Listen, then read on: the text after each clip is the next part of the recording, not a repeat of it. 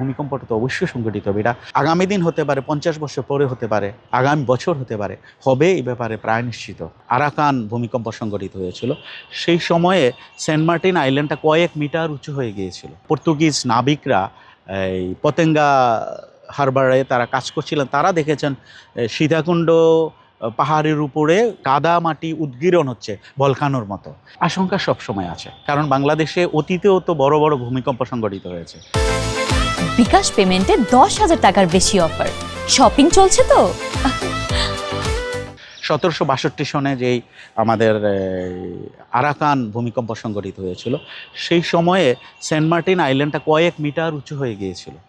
এবং ওই সময়ে অনেকেই ওই যে পর্তুগিজ নাবিকরা এই পতেঙ্গা হারবারে তারা কাজ করছিলেন, তারা দেখেছেন সীতাকুণ্ড পাহাড়ের উপরে এই মানে কাদা মাটি উদ্গীরণ হচ্ছে ভলকানোর মতো।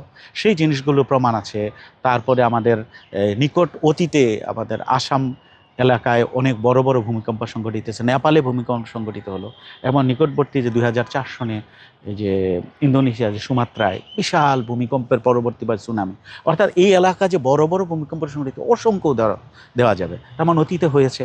এবং সেই প্লেটগুলোর আর্থ প্লেটের মুভমেন্ট তো এখনও চলমান, তো সেখানে শক্তি সঞ্চিত হচ্ছে এবং শক্তি যদি রিলিজ হয়, ভূমিকম্পটা তো অবশ্যই সংঘটিত হবে। এটা আগামী দিন হতে পারে, 50 বছর পরে হতে পারে, আগামী বছর হতে পারে, হবে এই ব্যাপারে প্রায় নিশ্চিত। কিন্তু কবে হবে এটা নিশ্চিত করে বলা যায় না। আমাদের একমাত্র করণীয় আমাদের প্রস্তুতি ভালো থাকা, যাতে ক্ষয়ক্ষতির পরিমাণটা কমিয়ে রাখা যায়।